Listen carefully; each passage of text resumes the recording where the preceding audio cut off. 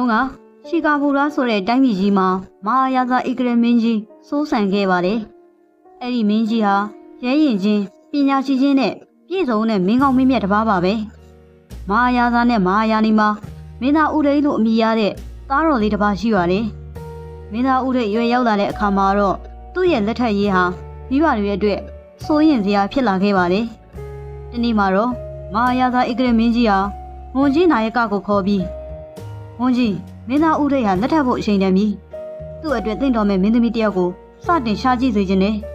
တင့်တော်တဲ့မင်းသမီးကိုရှာတွေ့တာနဲ့မင်းသားရဲ့မင်္ဂလာပွဲကိုစီကားတိုင်းမြိုက်စွာကျင်းပမယ်လို့မိန့်တော်မူခဲ့ပါတယ်အဲ့ဒီအချိန်မှာပဲနန်းတော်ထဲမှာရှိနေတဲ့ဟာသညံရှင်နဲ့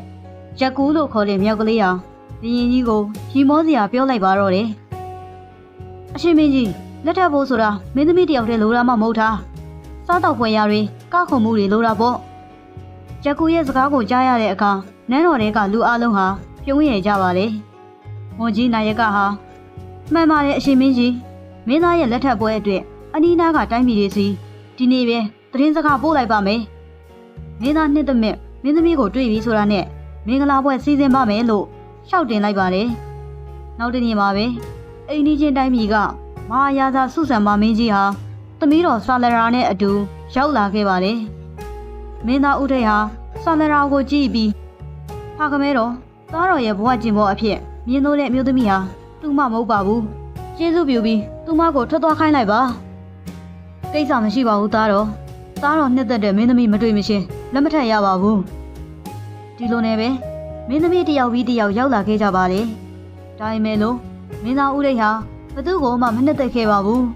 မဟာယာဇာမင်းကြီးဟာမင်းသားကိုကြည့်ပြီးအလုံးပဲစိုးရင်နေခဲ့ပါတယ်ဝန်ကြီးသားတော်ကဘယ်လိုမျိုးသမီးမျိုးနဲ့လက်ထပ်ရှင်တာလဲငားမလဲတော့ဘူးတယောက်ပြီးတယောက်ပိုကောင်းတဲ့မင်းသမီးတွေနဲ့ငါတို့မိတ်ဆက်ပေးခဲ့တယ်ဒါပေမဲ့သူကအကြောင်းပြချက်မျိုးမျိုးပေးပြီးမင်းသမီးတိုင်းကိုညှင်းခဲ့တယ်မှန်လားပါမင်းကြီးဒါပေမဲ့စိုးရင်စရာမရှိပါဘူးမင်းသားရွှေရှင်မဲ့ဘဝလက်တွဲပေါ်ဟာတိတ်ကိုအီရှင်းရှိပါပါစိုးရင်တော့မမူပါနဲ့ဖေဟာတစ်ဖက်မှာတော့မင်းသားဥရိတ်ဟာသူ့အတွက်တိတ်တော်မဲ့ဇနီးကောင်းရဖို့အတွက်စဉ်းစားနေခဲ့ပါတယ်ဖာကမဲတော်ကမင်းသမီးများစွာကိုပြသတော်မူပြီးမဲ့ဘသူ့ကိုမှမကြိုက်ခဲ့ဘူးငါနှလုံးသားထဲကိုဓာတ်ရိုက်ဝင်ရောက်လာမဲ့မြို့သမီးကိုအခုချိန်ထိမတွေ့ဘူးသေးဘူးငါဘဝလက်တွဲပေါ်ဖြစ်မဲ့မြို့သမီးကိုဘယ်မှရှာရမလဲအဲ့ဒီမိမကိုရှာမတွေ့မချင်းအိမ်တော်မပြူဘူးနောက်တနေ့မှာတော့မင်းသားဥရိတ်ဟာတောထဲကိုမြင်းစီထွက်ခဲ့ပါတယ်တောထဲမှာအချိန်တော်ကြာ၆လခဲ့ပြီးပြန်လာနေအချိန်မှာတော့ချင်းစီကြီးကိုခေါင်းပေါ်ရွယ်ပြီးတောထဲကပြန်လာတဲ့မြို့သမီးတယောက်ကိုတွေ့လိုက်ရပါတော့တယ်သူမဟာတာမန်အဝတ်စားနဲ့တောင်မင်းသမီးတယောက်လိုလှပနေပါတယ်မင်းသားဟာသူမကိုကြည့်ရင်စဉ်းစားနေမိတာကတော့သူလက်ထပ်ချင်တာဟာ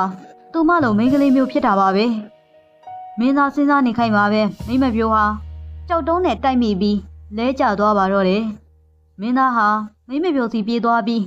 သူမကိုဆွဲထုတ်ခဲ့ပါတယ်အဆင်ပြေရလားမိန်းကလေးဟုတ်ကဲ့အဆင်ပြေပါလေခုလိုကူညီပေးတဲ့အတွက်ကျေးဇူးအများကြီးတင်ပါတယ်မိမပြိုးဟာထင်းစည်းကိုကောက်ယူပြီးထွက်သွားခဲ့ပါတယ်ဒါပေမဲ့ရှေ့ရောက်မှဒဏ်ရာရနေတော့လမ်းကောင်းကောင်းမလျှောက်နိုင်ပါဘူးကျေးဇူးပြုပြီးသင်ထင်းစည်းကိုကျွန်တော်ကိုပေးပါသင်ကကျွန်တော်မြင်းပေါ်မှာတစ်ထိုင်လိုက်ပါကျွန်တော်သင်ကိုအေးအေးရောက်လိုက်ဖို့ပေးပါမယ်ရပါတယ်ကျမကိုယ်တိုင်သွားလို့ရပါတယ်ကျမရှင့်ကိုဒုက္ခမပေးချင်ပါဘူးကျွန်တော်ကဒီတိုင်းပြည်ရဲ့မင်းသားပါသင်ကိုကူညီဖို့ကကျွန်တော်တာဝန်ပါကျေးဇူးပြုပြီးမြင်းပေါ်ကိုတက်ပါမင်းရဲ့အိမ်ကိုဘေးကင်းစွာနဲ့ရောက်ရှိစေရပါမယ်မင်းသားဦးရဲရဲ့စကားကိုကြားပြီးမိမပြောလေးပရီမာလက်တာဟာမင်းသားရဲ့မြင်းပေါ်ကိုတက်ထိုင်လိုက်ပါတယ်မင်းသားဟာပရီမာလက်တာကိုသူမရဲ့အိမ်အထိလုံခြုံစွာပို့ဆောင်ပေးလိုက်ပါတယ်မင်းသားကျေးဇူးအများကြီးတင်ပါတယ်ရပါတယ်မင်းကဒီမှာတယောက်တည်းနေရလားမဟုတ်ပါဘူးမင်းသားကျမရဲ့အဖွားနဲ့အတူနေတာပါကျမနာမည်ပရီမာလက်တာပါအိမ်ရဲ့စီးပွားရေးကတော့ထင်းခုတ်ပြီးရောက်ပါတယ်သွားတော့မယ်မင်းသားညနေဆောင်ပြီဆိုတော့အဖွားကကျမကိုစောင့်နေတော့ပါပြီပရီမာလက်တာဟာထိုနေရာမှထွက်သွားပြီးရဲ့နောက်မင်းသားဦးထိတ်ဟာလည်းနန်းတော်ကိုပြန်လာခဲ့ပါတယ်မင်းသားဦးထိတ်ဟာပရီမာလက်တာကိုမြင်မြင်ချင်းရှစ်ကြိုက်မိသွားပြီးတစ်ချိန်လုံးသူမအကြောင်းကိုစဉ်းစားနေခဲ့ပါတယ်သူမငါဘဝရဲ့လက်တွဲပေါ်ဖြစ်သတ်မှတ်ခံထားရတဲ့ဖူးစာခြင်းပဲဖာကမဲတော်က မင်းသမီးများစွာကိုပြသတော်မူပေမဲ့ဘသူကိုမှငါနှလုံးသားကလက်မခံခဲ့ဘူးပရိမာရတာကိုမြင်မြင်ချင်းပဲငါနှလုံးသားကလှုပ်ရှားခဲ့တယ်ငါသူမနဲ့ပဲလက်ထပ်မယ်နောက်တနေ့မနေ့မှာတော့မင်းသားဦးရိတ်ဟာပရိမာရတာရဲ့အိမ်ကိုသွားခဲ့ပါတယ်ပရိမာရတာဟာတမယောက်မှာထိုင်နေခဲ့ပါတယ်မင်းသားကိုမြင်တဲ့အခါမှာတော့မင်းသားဒီကိုဘယ်လိုရောက်လာတာလဲပရိမာရတာမင်းကိုပြောစရာရှိလို့ပါမင်းကမြင်မြင်ချင်းပဲရှစ်မိသွားပါလေမင်းနဲ့ပဲလက်ထပ်ရှင်ပါလေမင်းသားဘာတွေပြောနေရလဲဆိုတာသိရလားမင်းသားကဘရင်သားတော်ဖြစ်ပြီးကျမကဆင်းရဲတဲ့မိန်းကလေးဖြစ်ပါတယ်ကျမတို့နှစ်ယောက်ဘယ်လိုလက်ထပ်လို့ရမှာလဲဘာလို့မရရပါလဲမင်းကငါရှိတယ်မင်းနဲ့ပဲလက်ထပ်မယ်ဒါပေမဲ့ဘရင်မင်းတရားကြီးကဒီကိစ္စကိုဘယ်တော့မှခွင့်ပြုမှာမဟုတ်ဘူးမင်းစိုးရင်မနေပါနဲ့ပရိမာရတာကျွန်တော်သူတို့ကိုနားရှာပါမယ်ဒါပေမဲ့မင်းကိုပဲလက်ထပ်မယ်ဆိုတာယုံကြည်ပေးပါမင်းလည်းကျွန်တော်ကိုချစ်တယ်ဆိုတာကျွန်တော်သိပါတယ်မှန်ပါတယ်မင်းသားကျမလည်းမင်းသားကိုချစ်ပါတယ်ဒါပေမဲ့ကျမကသာမန်စင်းရတဲ့မိန်းကလေးပါမင်းသားရဲ့ဇနီးဖြစ်ဖို့အိမ်မက်တောင်မမက်ဘူးပါဘူး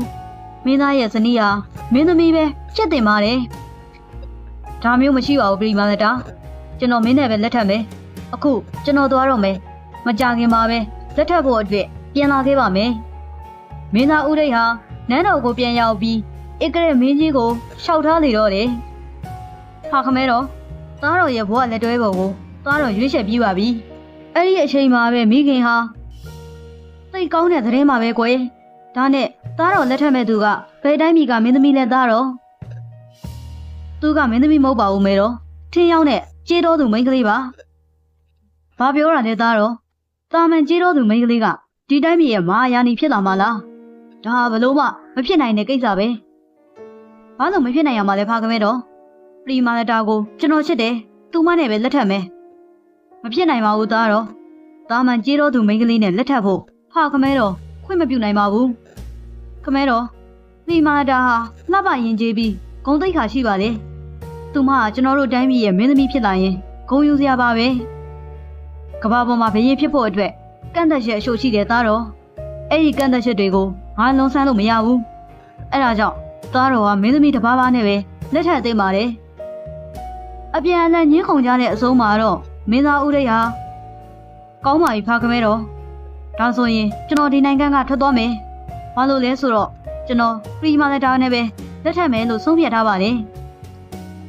မင်းသားဦးရိတ်ဟာနန်းတော်ကိုစွန့်ခွာပြီးပရိမာရတာစီသွားခဲ့ပါတယ်ပရိမာရတာစီရောက်တဲ့အခါမှာတော့အကြောင်းအရာအလုံးကိုပြောပြပြီးသူမကိုလက်ထပ်ဖို့အဆိုပြုခဲ့ပါတယ်ပရိမာရတာဟာမင်းသားကိုသူမရဲ့တဲအိမ်လေးစီခေါ်သွားခဲ့ပါတယ်အဲ့အချိန်မှာတော့ပရိမာရတာရဲ့အဖွားဟာထမင်းရှင်လိုနေပါတယ်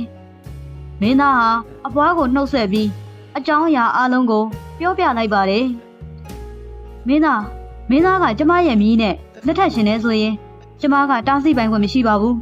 ဘာလို့လဲဆိုတော့မင်းသားဟာမင်းသားဖြစ်နေလို့ပါဒါပေမဲ့မင်းသားဟာနန်းတော်ကြီးကိုစွန့်ပြီးကျမတို့လိုတာမန်သူတွေနဲ့ဘဝကိုပင်ပန်းပဲဖျက်ဆီးနိုင်ပါမလားဘာလို့မဖျက်ဆီးနိုင်ရမှာလဲဘွာကျွန်တော်ပရိမာရတာနဲ့လက်ထပ်ဖို့အတွက်တိုင်းပြည်ကိုတော့စွန့်ခွာလာကြတာပဲသူမနဲ့လက်ထပ်ဖို့ဆိုရင်ဘာမဆိုလုပ်နိုင်ပါလေပရိမာရတာရဲ့အဖွားဟာမင်းသားရဲ့စကားကိုကြားပြီးဝမ်းသာသွားပါတယ်မင်းသားဦးဒိတ်နဲ့ပရိမာရတာတို့ဟာဖျားเจ้าမှာလက်ထပ်ကြပါတယ်မင်းသားဦးဒိတ်ဟာပရိမာရတာရဲ့တဲအိမ်မှာပဲနေထိုင်ခဲ့ပါတယ်တာမန်လူတယောက်လိုနေ့စဉ်ဇနီးတန်နဲ့အတူထင်းခုတ်ပြီးကြီးရွာမှာရောင်းချလို့ရတဲ့ပတ်စံနဲ့ဘဝကိုဖျက်ဆီးပါတယ်သူတို့လက်ထပ်ပြီးရစ်တဲ့တစ်ပတ်အနှဲငယ်ကြာမှာပရိမာရတာရဲ့အဖွားဟာကွယ်လွန်သွားပါတယ်အခုဆိုရင်ပရိမာရတာနဲ့မင်းသားဦးဒိတ်တို့နှစ်ယောက်တည်းကြံရစ်ခဲ့ပါတယ်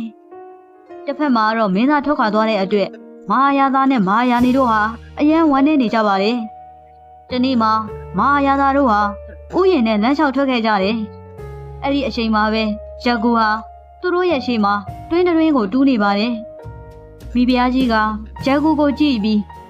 ရက်ကူဒီမှာဘာလို့တွင်းတူးနေတာလဲ။မဟာယာနီစိတ်ရှိချင်းရဲ့အသီးသည်ရှို့သီးဆိုတဲ့စကားကိုကြားဖို့လိုပါ။စိတ်ရှိချင်းရဲ့အစေးကိုဒီတွင်းနဲ့စိုက်လိုက်မယ်။အသီးသီးရင်ကျွန်တော်စားလို့ရမယ်။ချိုးတဲ့အသီးစားရတာကြိုက်လို့ပါဗျာ။မဟာယာသားနဲ့မဟာယာနီတို့ဟာရက်ကူရဲ့စကားကိုကြားပြီးရီမောကြပါတယ် မင်းသားထွက်ခါသွားတာအတော်ကြာသွားပြီလို့ထင်ရပေမဲ့မဟာရာဇာတို့ဟာမင်းသားလေးကိုမေးလို့မရခဲ့ပါဘူး။ဒီနေ့မှာတော့ဝန်ကြီးနာယကဟာအရေးကြီးသတင်းတစ်ခုကိုယူဆောင်လာခဲ့ပါတယ်။အရေးကြီးသတင်းမှာမဟာရာဇာစူဇန်ကတိုင်းပြည်ကမဟာရာဇာဝိယဘာဟာကျွန်ုပ်တို့တိုင်းပြည်ကိုစစ်ကြေညာလိုက်ပါပြီ။အကယ်၍ဆက်ဖြစ်လျင်ဆက်အတွက်အစင်းသက်ဖြစ်အောင်ပြင်ဆင်ကြရပါမယ်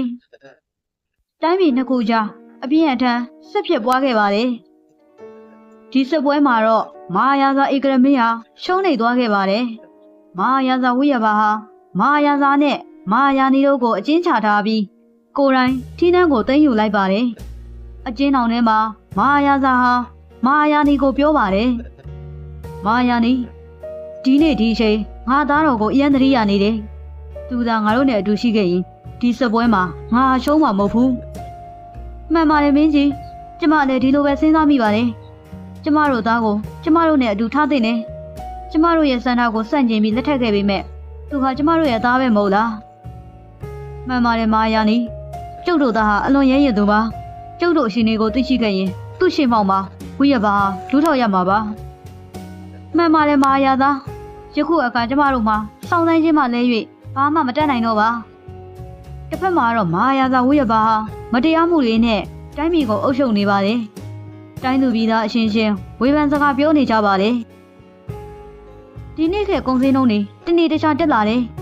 ဟုတ်တယ်ဘရင်အသက်ရောက်လာကြတဲ့ကတိုင်းပြည်ရဲ့အရှင်တွေဆိုးဝါးလာတယ်ကျမတို့ရဲ့မဟာရာဇာကြီးကတော့တိတ်ကိုသဘောကောင်းတာဒီမင်းသက်ကသူတို့ကိုထောင်ချထားလိုက်တယ်ဆိုပဲမင်းသားလည်းမရှိဘူးလားမသိဘူးမင်းသားရှိခဲ့ရင်ဒီလိုဖြစ်မှာမဟုတ်ဘူးဒီလိုနဲ့ပဲမဟာရာဇာဝိယဘာဟာအိန္ဒိချင်းတိုင်းပြည်စွန်ဘူရကိုသိမ်းယူဖို့စီစဉ်လေတယ်ဝန်ကြီးနာယကကိုစွန်ဘူရပြည်ရှင်မင်းကြီးထံတိုင်းပြည်ကိုအန်နေမလားစခင်းမလားဆိုတဲ့သဝင်လာကိုပို့ခိုင်းလိုက်ပါတယ်နာယကဟာစွန်ဘူရပြည်ရောက်တဲ့အခါအံ့အားသင့်သွားခဲ့ပါတယ်စွန်ဘူရတိုင်းပြည်ရဲ့ရှင်ဘုရင်ဟာမင်းသားဥဒိတ်ဖြစ်နေလို့ပါပဲမင်းသားဥဒိတ်သင်ကဒီကိုဘယ်လိုရောက်နေတာလဲဝန်ကြီးဒီတိုင်းပြည်ရဲ့မဟာရာဇာဟာကျွန်တော်ပါပဲပြောပါဦးကျွန်တော်တို့တိုင်းပြည်ကအားလုံးအဆင်ပြေရဲ့လားကျွန်တော်ရဲ့မိဘတွေရောနေကောင်းကြရဲ့လားအဆင်မပြေပါဘူးမင်းသားထွက်သွားပြီးရဲ့နောက်တိုင်းပြည်ဟာအိန္ဒိချင်းနိုင်ငံမှာဆွရှုံးသွားပါတယ်နာယကဟာအကြောင်းအရာအလုံးကိုပြောပြခဲ့ပါတယ်မဟာရာဇာဝိယဘာဟာရှီကာဘူရပြည်ကိုသိမ်းယူထားပြီးမဟာရာဇာတို့ကိုထောင်ချထားတဲ့အကြောင်းစွန်ဘူရပြည်ကိုပါသိမ်းယူဖို့ရှင်းချောင်နေတဲ့အကြောင်းတွေကိုပြောပြခဲ့ပါတယ်။ရိုင်းလိုက်လေချင်းသူကငါဖခင်ကိုရှုံးနေစေပြီးထောင်ချထားတယ်။ဝန်ကြီးသူ့ကိုသတင်းပို့ပါ။ငါသူနဲ့စစ်မဲ့ပြိုင်ဆိုင်မှုအတွက်အစင်သင့်ပါပဲ။ငါမိဘတွေရဲ့အချက်ကွဲခြင်းအတွက်ငါပြန်ပြီးလက်စားရှိမယ်။အဲ့ဒီနောက်မှာတော့မင်းသားဦးရိတ်ဟာဝန်ကြီးနာယကကိုသူ့ရဲ့ဘဝဇာလန်အကြောင်းကိုပြောပြခဲ့ပါတယ်။ပရိမာဏတာနဲ့လက်ထပ်ပြီးတဲ့နောက်တာမန်လူအဖြစ်နေထိုင်နေစဉ်တရက်မှာတော့တောထဲမှာဒဏ်ရာရနေတဲ့စွန်ဘူရဘရင်မဟာရာဇာဆူရပန်ကိုတွေ့ရှိခဲ့ရပါတယ်။ဒီလူရဲ့ဝတ်စားစင်ရင်ပုံရဒီလူဟာဘရင်နဲ့တူတယ်မောင်တော်ကြည့်ရတာတောရိုင်းလိမ့်ဆန်တစ်ကောင်ကောင်ရဲ့တိုက်ခိုက်ခြင်းခံရတာထင်တယ်။ဖြစ်နိုင်တဲ့ပရိမာဏတာသူ့ကိုစိတ်ကူးဖို့အတွက်အိမ်ခေါ်သွားရအောင်။အဲဒီနောက်မှာတော့သတိလက်နေတဲ့ဘရင်ကြီးကိုအိမ်ခေါ်သွားပြီးအရွက်တွေထူထောင်ထားတဲ့အီးနဲ့ဘရင်ကြီးရဲ့ဒဏ်ရာများကိုပို့သက်ပေးခဲ့ပါတယ်။မင်းသားဦးရိတ်တို့လည်းမယားဟာဘရင်ကြီးကိုတညအလုံးဂရုစိုက်ပေးခဲ့ကြပါတယ်။ဒီလိုနဲ့မနေ့မိုးလင်းလာတဲ့အခါမှာတော့ဘရင်ကြီးဟာသတိပြန်ရလာခဲ့ပါတယ်။ဘဝရဲ့နောက်ဆုံးချိန်တွေကိုအေးချမ်းစွာဖြတ်သန်းချင်နေတဲ့စွန်ဘူရဘရင်ကြီးဟာသူ့ကိုကယ်တင်ခဲ့တဲ့မင်းသားဦးရိတ်တို့လည်းမယားကိုကျေးဇူးဆက်တဲ့အနေနဲ့သူ့ရဲ့တိုင်းပြည်စီခေါ်ဆောင်သွားပြီးမင်းသားဦးရိတ်ကိုအိမ်ရှိမင်းသားအဖြစ်တေးမြောက်လိုက်ပါတယ်။ရက်နှင်းငယ်ကြမှာတော့မဟာရာဇာရဲ့ကျမ်းမာရေးဟာပုံမဆိုးဝါးလာခဲ့ပြီးကွယ်လွန်သွားပါတော့တယ်။ဒီလိုနဲ့မင်းသားဦးရိတ်ဟာစွန်ဘူရပြည်ရှင်ဘရင်မင်းကြီးဖြစ်လာပါတော့တယ်။မင်းသားဦးရိတ်ဒါကကံကြမ္မာရဲ့စီရင်ချက်ပါပဲ။မင်းသားရဲ့ကံထဲမှာမင်းဖြစ်ရမယ်လို့ရေးထားတာပါ။ပရိမာဏတာရဲ့ကံထဲမှာလည်းမင်းသားရဲ့ဇနီးဖြစ်ရမယ်လို့ရေးထားတာပါ။ကံကြမ္မာရဲ့ရေးသားချက်ကိုဘယ်သူမှပြောင်းလဲလို့မရပါဘူး။မှန်ပါတယ်ဝန်ကြီး။ဒါပေမဲ့အခုတော့ဖခမဲတော်စီသတင်းပို့ပေးပါဘာမှမစိုးရင်ပါနဲ့လို့ကျေးဇူးပြုပြီးအချိန်နှင်းငယ်စောင့်ပေးပါကျွန်တော်ဒီမကောင်းဆိုးဝါးဘရင်ကိုပြန်တိုက်ခိုက်ပြီးကျွန်တော်မိဘတွေကျွန်တော်ပြည်သူတွေကိုကယ်တင်ပါမယ်ဝန်ကြီးနာယကဟာရှီကာဘူရပြည်ကိုပြန်ရောက်သွားပြီး မဟာရာဇဝိရပါစီစစ်ကြညာချက်ကိုပို့ခဲ့ပါလေပြီးတာနဲ့တိတ်တဆိတ်ထောင်ထဲဝင်ပြီးမဟာရာဇဧကရမင်းတို့ကိုသတင်းစကားပြန်ပြောခဲ့ပါတယ်ကျုပ်ပြောတယ်မလားမဟာရာနေကျုပ်တို့သားဟာအကြောင်းအရာအားလုံးသိသွားပြီသူကမကြခင်ပဲကျုပ်တို့ကိုကဲတင်မယ်ကျုပ်တို့ဒီထဲမှာအကြာကြီးမနေရတော့ပါဘူးမှန်ပါတယ်မဟာရာဇကျမတို့သားကမကြခင်ပဲလာမယ်ကျမတို့ကိုကဲတင်ပြီးခေါ်သွားလိမ့်မယ်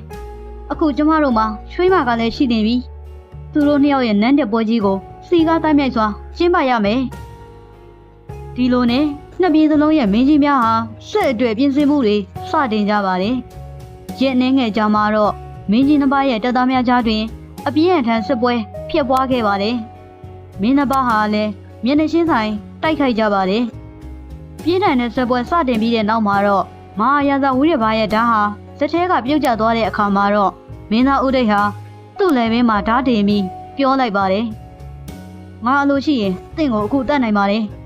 ဒါပေမဲ့ငါမလုပ်ပါဘူးဘာလို့လဲဆိုတော့တင်ရငါမိဘတွေကိုထောင်ထဲထည့်ထားလို့ပါ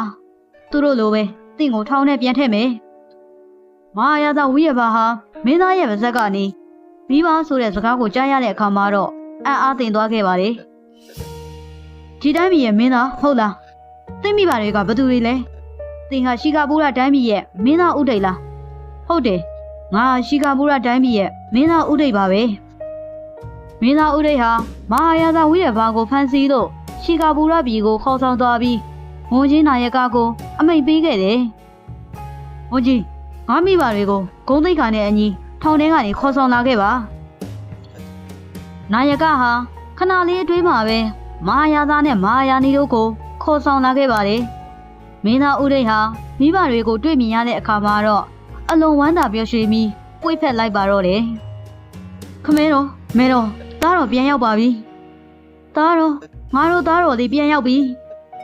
ဒီစစ်ပွဲမှာသားတော်မူးရှအောင်မြင်မဲဆိုတာဖခမဲတော်အပြည့်အဝယုံကြည်ခဲ့တယ်သားတော်ပဲဖခမဲတော်တို့ကိုထောင်ထဲကနေလွတ်မြောက်အောင်ကယ်တင်နိုင်မယ်ဆိုတာလဲဖခမဲတော်ယုံကြည်ပါတယ်မှန်ပါတယ်ဖခမဲတော်အခုတော့ဒီရုပ်မာတဲ့မင်းကြီးကိုထောင်ထဲထည့်ဖို့အချိန်ရောက်ပါပြီကျေးဇူးပြုပြီးစစ်တီတော်တွေကိုအမိန့်ပေးပေးပါမဟာရာဇဧကရမင်းကြီးဟာအမိန့်ပေးပြီးတဲ့နောက်မဟာရာဇဝိရပါကိုထောင်ထဲထည့်လိုက်ပါတော့တယ်အဲ့ဒီနောက်မှာတော့အားလုံးဟာမဟာယာနီလောင်းလျာပရိမာလက်တာနဲ့တွေ့ဆုံခဲ့ကြပါတယ်မိဘတွေဟာရွှေမကိုတွေ့ရတဲ့အတွက်အလွန်မဲ့ဝမ်းသာကြပါတယ်နောက်ပိုင်းမှာတော့တိုင်းပြည်နှစ်ပြည်ကိုပေါင်းစည်းလိုက်ကြပါတယ်မင်းသားဥဒိတ်ကိုနှစ်ပြည်လုံးရဲ့မဟာရာဇအဖြစ်တင်မြှောက်လိုက်ကြပါတယ်ဒီလိုနဲ့ပဲကံကြမ္မာရဲ့စီရင်ချက်ဟာနောက်ဆုံးမှပြည့်စုံသွားခဲ့ပါတယ်ကံကြမ္မာရဲ့စီမံချက်ကိုဘယ်သူမှပြောင်းလဲလို့မရဘူးဆိုတာအားလုံးသိသွားကြပါတယ်လူအားလုံးဟာပျော်ရွှင်စွာနဲ့ပဲဘဝကိုဖျက်ဆီးနေထိုင်ခဲ့ကြပါတော့တယ်ဟုတ်ကဲ့ပါရှင်